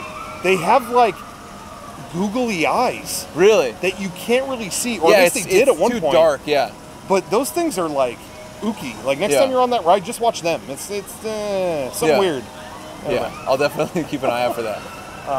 But anyway, the graveyard where the Grim Grinning Ghosts come out to socialize. Yep. You have the singing busts. Which is cool effect, and still a cool effect. They've kept that the same, like, pretty much. People don't realize how big those busts are. Yeah. If you ever see a picture of a cast member standing next to them, they're huge. Yeah. And you look at them and you're just, normal busts. Like, it's not a big thing. Oh my God, they're bigger than, different. The perspective is everything on that. So anyway. And those are all famous people. All the singers and stuff are like... All the classic Disney voices. Thurl Ravencroft, I think, is one of them. So... Anyway, so then you go past that. The graveyard. Everyone's sipping tea. My favorite part of it's actually right at the end. My favorite part in the whole graveyard is the skeletal hand bricking himself up in the crypt. Into the crypt. And basically it's just an arm, and he's got a shovel or for mortar. And to brick himself up into the thing. That's my favorite one. That is a good gag. I like the executioner singing with the guy he just beheaded. I'm a fan of that. They're all having a good time. So all those effects are good, and then you go through all that, and then at last you have the most classic part of the whole ride, the hitchhiking ghosts, and they're all going like that. They want to catch a ride. And let me tell you again, as a kid, that was a creepy part. Oh yeah, because it says. Now a ghost will follow you home. And in the mirror, they do a reverse Pepper's Ghost, where basically in this window, they show you a ghost. You're the reflection. You're the Pepper's Ghost. And so they show you a physical ghost figurine. But it looks like it's in the car with you. And it's like, oh no. And as a kid, I was like, it's not really following us, is it? It's not, I don't like this. It's a really cool effect because they have... the same thing going on through the glass. Same thing, so it follows you, but the only thing that's in the buggy in that one is the ghost. So the reflection makes it look like the ghost is in your buggy. It's creepy. But anyway, that's still there. They haven't changed it. And then you go past that, and I will say, these are the things I like to commemorate. The only surviving speed ramp left in Disneyland. And there was a point in the 80s where everything had a speed ramp. Not Big Thunder. Space Mountain had one up into the thing. The Starcade and all that. The last surviving one in the whole resort is in the Haunted Mansion. You take a speed ramp up back to the surface. And as you go, there's little Liotta. There's a little bride that's going, hurry back. And I've heard rumors that wasn't originally a bride. Because a lot of people are like, why is there another little bride? And I've heard that over time, like originally it was just in a white dress, but they kept like fixing it and adding stuff. And it's like, okay, it's a bride. Like over time, it just became a bride. That's what I've heard. But there's kind of a bottomless pit effect when you look over the ledge and see where it's standing. And then you come out. And what's fun about the exit, right when you finally get out at the end, you go through a turnstile. Well, not anymore. They got rid of it. Yeah, they got rid of turnstiles in like every ride. Yeah. Which is great. Now you just walk out. But only in the past, like, 7 years or something like that, there's always been a speaker by the exit. And only in the past however many years, they went, you know, that speaker's been there. Let's use it. I've read that they were doing this holiday overlay, and they're like, this speaker isn't hooked up. What do we, like, let's hook it up. Why is it there? Yeah. And they hooked it up, and it was just a creepy laugh. And that was it. And I think that, like, basically on the electrical end, it's always been doing that. It's just never been connected to the speaker. Yeah. And that's just cool to me. Like, this effect has always been there. They just never connected it to a speaker to... There is such a huge history of Disney having stuff running without anyone knowing it. Man, some point we got to do a creepy old crypt on Disney World. Yeah. But man, my favorite story. No, I'm not going to go into a whole story, but basically they made a model of a ride, Western River Expedition, the famous Mark Davis ride that never got built, and then it never got built. So they had a preview center with the whole model, and when they bailed on that, they made an Epcot preview center, and they walled it up different. And after 20 years, they tore that down and ripped down a wall, and oh my God, that model's still in here. And it's plugged in and running. It's been running for 20 years. For 20 years, Western River Expedition had cowboys going, you know, I mean, it was running. Yep. Behind a wall. I know. Creepy shit. Anyway, sorry. I love that stuff. And they were like, let's hook it up. So now, ever since then, this creepy laugh has been coming through that thing, and I love it. I love that too. Yeah. Anyway, that's the ride. We went through the whole ride. Pretty much. I will say that sometimes people like to spread their loved ones' ashes on this ride. Yeah. That is... People like, get people, that's their last wish. They go like, spread my ashes on it. Hey, they clean it every time. Like, they will see you. They'll see you immediately, and they'll send the hazmat suit team in. And it'll get vacuumed up. Yep. And like disinfected, all this stuff. I hear it happens all the time. Yeah. Don't do it. Don't do it at all. It's not worth it. Yeah. How funny. Yeah. Ew. I know. I always hear about that. So we don't have to stay on it very long, but when around what year? 2001, I think they started doing the holiday version. Yeah. And every Christmas they make it Nightmare Before Christmas themed. They basically slap a bunch of Nightmare Before Christmas stuff on top of what's there. I think it's cute one time. Yeah. That's just my opinion. I always go on it like once in the holidays, and that's about it. And it's like, oh, that was cute. Yeah. I'm done. Change it back. The line is always quadruple what it always is. It always quadruple. And it's like, it sounds good. Especially here in California, but all over the world, but especially in California, people love Nightmare Before Christmas. And yeah, the line quadruples. It really does. Yeah. I think it's neat one time. The problem is that, as of late, they change it to that in late August they close it. Yep. And then it opens up early September. And it's the Christmas version until early January. Until late January. Late January. I mean, honestly, I think it's like January 22nd. I mean, that's way too long. That's more than a quarter of the year, or is a quarter of the year, whatever. To not have the Haunted Mansion, the regular Haunted Mansion, that's a classic. Yeah. And the other parks don't do that. Tokyo might do it. Really? But man, in Florida they don't, and it was awesome. I went there in like late November once, and it was like, Haunted Mansion, man, my favorite. But yeah, they do it here. There's not much to report there. No. I mean,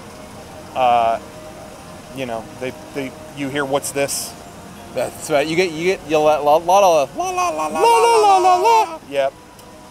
The one thing I will say I do like about the Christmas version is every year to create a challenge for themselves, they make a full-size gingerbread house. Yeah. Like, we're talking which is cool, and it's made out of actual gingerbread. And every year, they have a baker come in and make a crazier gingerbread house. Yeah, that's cool. So it is fun. You go in there, you smell the gingerbread, and you look, and it's like, oh my God, that's all edible, and it's impressive. Yeah. And then I'm good. Yeah. After that, I'm like, all right, I'm done. That's it. And then it's like that 4 more months. Anyway, that's what they do. Yeah, Tim Burton has commented on this. Yeah. And didn't he say he's never ridden on it? He didn't until like a couple of years ago. Yeah, that was it. Like, it has been open for like 10 years or something, and he never over 10 years, like 15 years, and then he finally went on it. Yeah. Yeah. And I heard he didn't actually say very positive things. No, I wish maybe I'm making this up. Yeah. But I thought I had heard that he was basically like, yeah, I wish they would have consulted me. Like they never did, and I wish they wouldn't slap stuff on a beloved ride. Yeah. And I'll be real. Well, I agree, but I'll be real.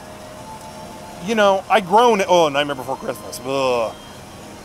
I groan at its ubiquitousness. Yeah. But it's a great movie. It is. The movie's great. Yeah, and I have to say, I groan because it takes over my favorite ride. Yeah. That movie has earned its own ride. Yeah. They should build a permanent thing back here. Yeah. Honestly, tear some shit out over here. There's got to be some room somewhere. Yeah, and or somewhere around here. Yeah. And build a permanent Halloween town or yeah, something like that. Well, you know, I don't know, but I don't know. Anyway, yeah, that's just my 2 cents on that. Also, doesn't Ryan Gosling have some comments on this too?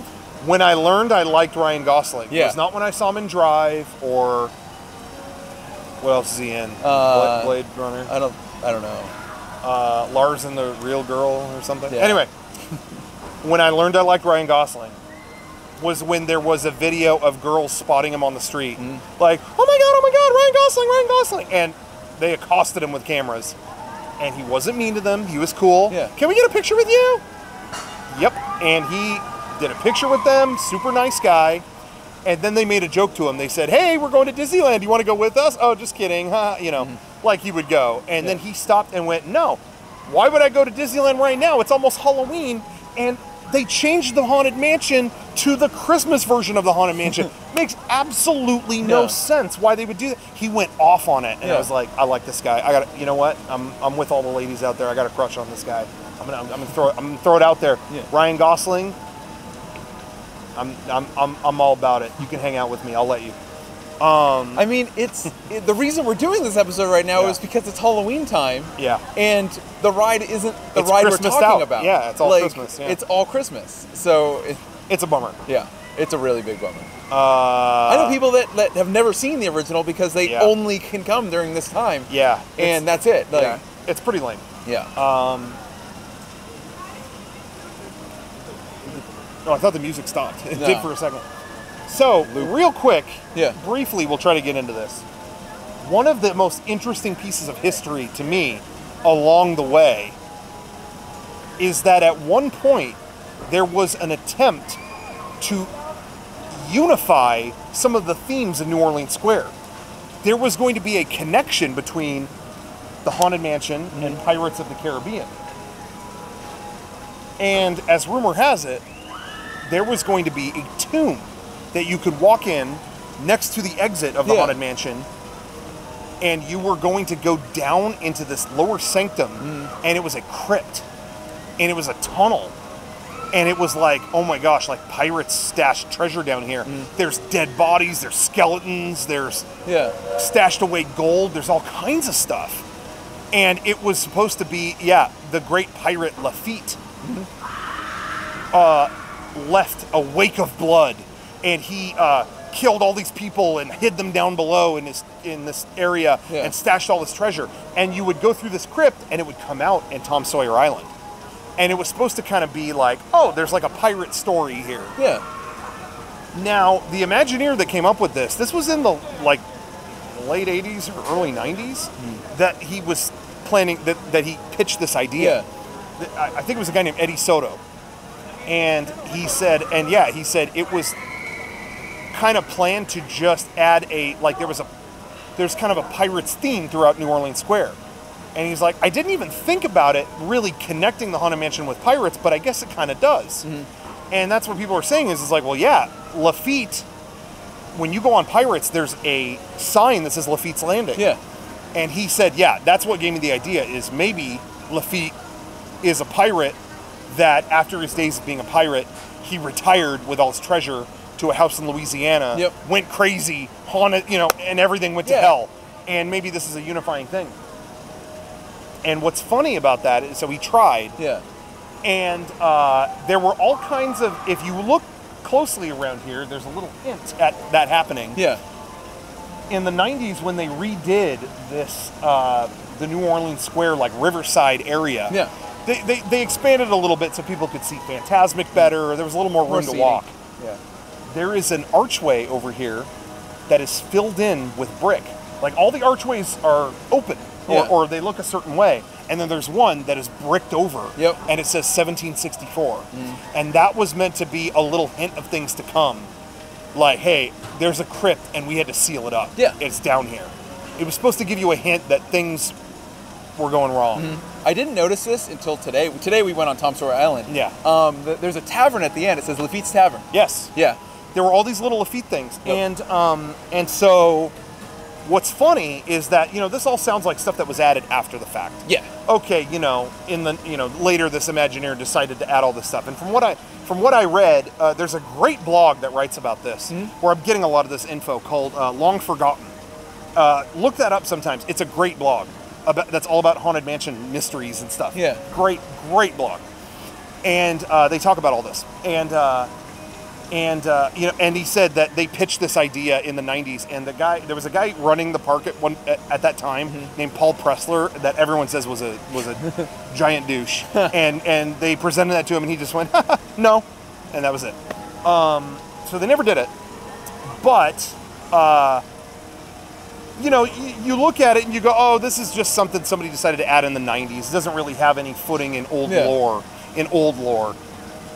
But what's interesting about it is, there were all these plans to add this crypt, and people asked this Imagineer, the Eddie Soto guy, they were like, so were you inspired by the big anchor? And it was like, what about the big anchor? And here's what's funny. Over here in New Orleans Square, there's a big anchor that has a plaque on it that says, this is the anchor of Jean Lafitte, who some say left a trail of blood or a wake of blood across the waters. It's some scary legend about this pirate. Yeah. And then it says that he left a wake of blood, ... but don't believe everything you read. And it kind of is creepy. Like, is there more to this guy than we know? And so some people said, like, oh, when they were planning that theme, that addition to the park, they must have put that anchor there. And then people were like, no, here's a picture of it in 1989. Oh, okay. Hey, here's a picture of it in 1964. Wait, what? Well, it must not have had the plaque. They must have added that later. Still had the plaque. And then there's photos from 1955 with the plaque exactly how it was worded. And that Imagineer was like, I wasn't even aware it said that. Really? So it's almost like that guy was just saying, it's almost like the energy of Jean Lafitte. Yeah. Whoever this pirate spirit was, he infested all these things. And what's even more interesting is after that Imagineer left in 99. He's been gone. But even in recent years, they've added stuff to the Tom Sawyer Island. Yeah. They've added pirate stuff and all kinds of stuff. Other Imagineers continue the lore. Well, there's signs over here that talk about, like, some say to beware. Some people have seen Jean Lafitte in this area, so that lore keeps going. And there's Imagineers that to this day don't even know about those plans, but they still add Jean Lafitte to stuff. So it's almost like the spirit of Jean Lafitte really has haunted the entire Disney, property. So maybe that's the real ghost story of the whole thing. I don't know. There's also the ghost story people talk about where there's security footage of outside the Haunted Mansion of a guy walking up to the door. Look that up on YouTube. Look it up on YouTube. There's security footage of a spirit walking up to the door. Yeah. And there's people that are like, that's Walt Disney, dude. It looks like Walt Disney. It's gotta be Walt Disney. It's sorry to kill the magic here. It's a VHS tape that has been taped over and over and over. They reuse the same tapes every single day to film the security stuff, so it's just remnants of the past recordings. Yeah. So anyway, the only ghost story that we know of is Jean Lafitte. We'll leave it at that. We're not going to anger the spirits any further, but that might do it. I don't know. Is there anything else? I can't think of anything, no. Still to this day, it's the only ride I've ever yelled at people on.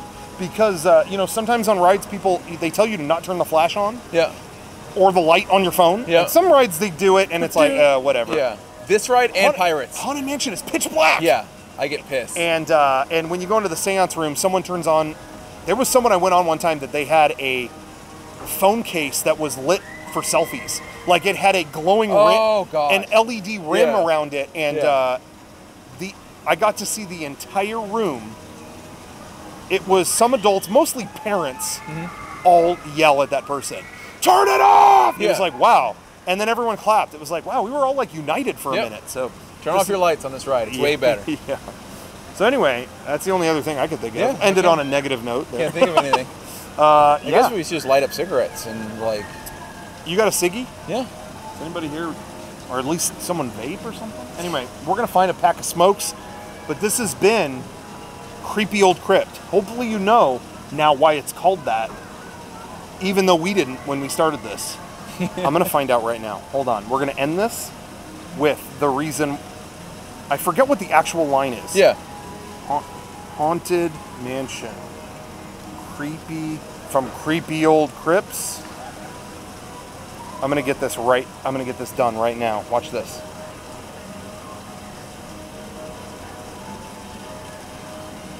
And there are several prominent ghosts who have retired here from creepy old crypts all over the world.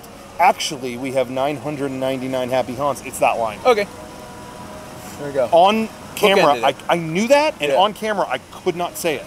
Everyone's going to call me an idiot on this, but I swear I tried, okay? I tried. This is the last episode. I'm not doing this anymore. Anyway, thank you for watching. Yeah. Next episode is we're gonna go light. This is a heavy episode. Next episode we're going poo. Oh yeah. We're just gonna talk poo. There's not much to say. He's cute, a cute little bear. Nah, I'm just playing. We're not gonna do that. But what should we end on? Oh, I'll show. Oh, you know what? That sealed up, that creepy. Oh yeah, it's right over there. Let's end Creepy Old Crypt on a Creepy Old Crypt. Yeah, do you want to ring the mic? Here we go. Ready? You can hold the mic. Okay, we're gonna end it in the crypt.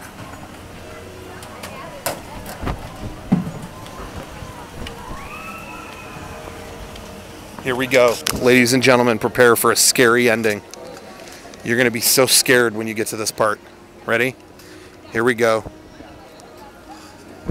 Oh no. Oh no, we're going in. 1764, that's the worst year. That's the scariest year. Oh no. Oh no. We both died. We both died.